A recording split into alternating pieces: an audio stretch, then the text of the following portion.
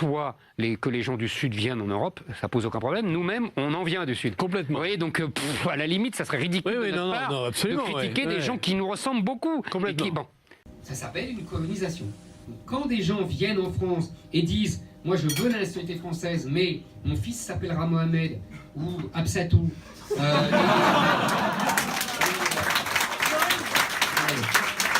Donc la France, pays d'immigration à partir de 1860, qui reçoit des Belges d'abord, des Italiens, des Espagnols, des Polonais. Sauf qu'à partir d'un certain nombre, la quantité devient une qualité. Et donc, cette quantité prend comme étendard l'islam. Ce n'était pas écrit, ça aurait pu être autre chose, mais c'est l'islam. Et cet islam est en train de coloniser l'Europe chrétienne. Pourquoi ? Aujourd'hui, on a un destin de diaspora. Ils auront la nationalité française, ils auront la nationalité américaine, mais ils ne seront pas français.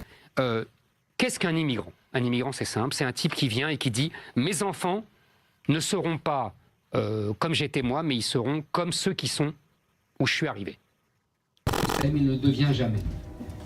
Ça, c'est pas de l'immigration. Ça s'appelle de la colonisation. Ça s'appelle des immigrés. Je m'y suis reconnu complètement. Bah, évidemment, tout le monde s'est reconnu. Vous savez, tous les gens m'appellent, me disent dans la rue, mais c'est moi, mon père était italien, mon père était espagnol. Tout le monde s'en voulait être français, mes parents parlaient arabe et espagnol et ils n'ont jamais voulu voilà, comme chez... Parce que qu'est-ce que c'est que la colonisation? Quand les pieds noirs, je connais bien le sujet, vont en Algérie, ils se disent pas on va devenir arabo-musulman. Ils se disent on va rester français. Aujourd'hui, c'est plus du folklore. C'est-à-dire aujourd'hui, les gens viennent et ils vivent comme au pays. Ils intègrent non pas un pays nouveau, mais une diaspora. Et ils donnent des prénoms du pays à leurs enfants, ils regardent les télévisions locales, enfin de leur pays. Quand des gens viennent en France et disent « Moi je veux la nationalité française, mais mon fils s'appellera Mohamed ou Absatou »,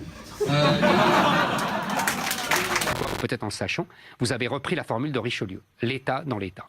Et Richelieu trouvait ça intolérable et il l'a fait payer très cher aux protestants parce qu'il les accusait d'être un État. Mais mon fils, quand il aura l'âge de se marier, il ira chercher une fille au bled en Algérie et il ne faut pas parler aux Gaulois et aux Roumis et on vit entre la mosquée, la boutique halal et compagnie. Ça s'appelle une colonisation.